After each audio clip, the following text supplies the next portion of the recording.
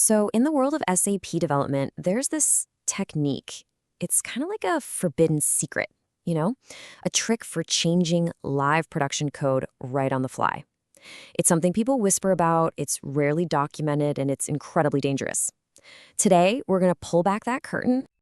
Okay, let's set the scene. Imagine it's Friday afternoon, right? A massive bug just popped up in your live production system. We're talking the business is losing money every single minute. Now, the safe, approved process to fix it, that could take days. But you know a shortcut. So what do? This is exactly the kind of high-stakes scenario where this dangerous knowledge comes into play. All right, before we get into the juicy part, the trick itself, we've got to understand why the door is locked to begin with. The whole SAP development world is built on this idea of separation and control.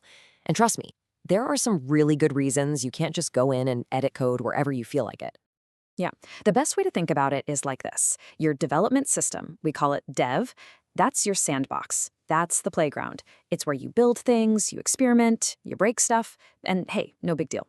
But production, or PRD, whoa, that's the skyscraper. That's what's actually running the entire business.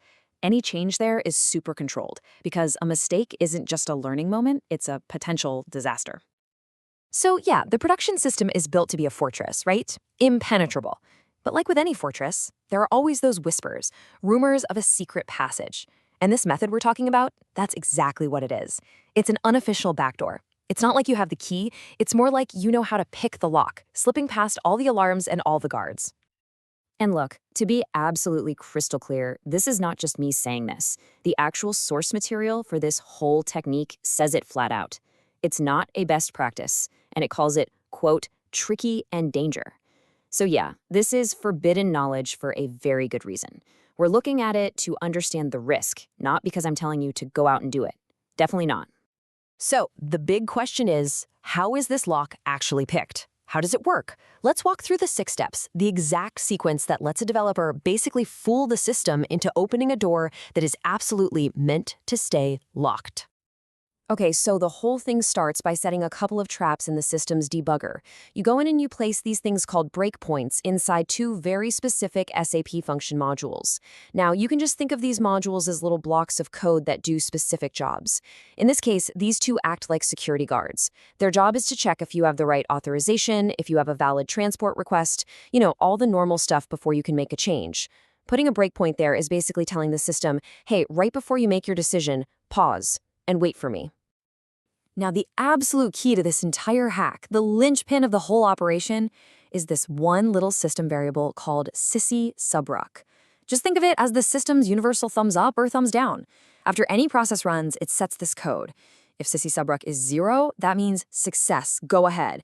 If it's anything else, it means nope, stop, access denied. This one little variable, it's the gatekeeper. And here it is. This is the magic trick. This is the core manipulation. When the system hits your breakpoint, it's probably already decided you can't make a change, so it sets sy-subrc to something other than 0. It's blocked you. But because you're in the debugger, you can literally reach in and manually change that value back to 0. You're basically whispering to the system, hey, you know that security check you just ran? Yeah, it passed. Everything's cool. And the system, not knowing any better, just unlocks the editor for you. You do the same trick one more time when you activate the program, and boom. The bypass is complete. Okay, so we've seen how it's done, but now we get to the really important question. Why shouldn't you do it? I mean, understanding the how is cool, it's interesting, but understanding the why not, that's what separates a professional from a cowboy.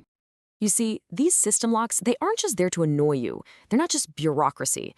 They are absolutely fundamental safeguards. They ensure stability, right? They stop a random change from, say, corrupting all your financial data or bringing the entire supply chain to a halt. They provide security against malicious code. They create a perfect audit trail so you know exactly who changed what and when. And they force consistency, making sure every piece of code is properly tested before it ever goes live. Honestly, using this shortcut is pretty much the technical equivalent of hot wiring a car. Sure, it gets the engine started, but you're completely ignoring the blaring alarm, you're voiding the warranty, and you're breaking a law. You're not just making a tiny code change. You're intentionally, deliberately bypassing every single safety system that was put in place. There's no transport record, no quality check, no approval. And if your quick fix introduces an even worse bug, well, the audit trail goes completely cold, right at your desk. So let's end on a question, a little food for thought. Knowing how the system's locks can be picked, that's powerful knowledge, right? It can be super useful for deep debugging, for really understanding how the system works under the hood. But when you're in that high-pressure crisis with management breathing down your neck, at what point does that knowledge stop being an asset and start becoming a career-threatening liability? That's the line every developer has to figure out for themselves. Thanks for joining me for this one.